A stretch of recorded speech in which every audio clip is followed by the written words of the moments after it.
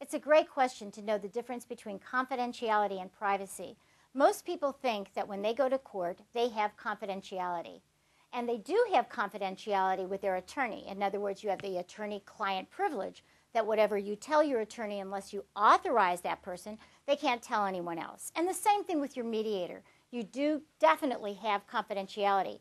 But you have one thing in mediation that you don't have in litigation, and that is privacy. And by privacy, I mean the right to control the information that's disseminated about you. Now, when you go to court, anything that is filed with the court is not kept confidential. You cannot seal the records of all of your confidences like you would like to. And so what happens is whatever you file in court can become a public record. So your finances become a public record. Your income can become a public record. What you pay for child and spousal support often are public record, and even in mediation. But you have so much more that you can keep confidential about things that happen between you and your spouse that would not be confidential if it's put into the pleadings.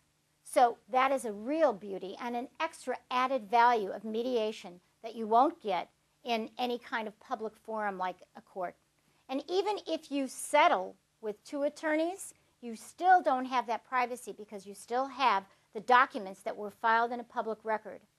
In mediation, you file a settlement agreement, and you can have a private settlement agreement and a public settlement agreement, protecting all the things that you're concerned about that you don't want people to know about. So you have confidentiality and privacy.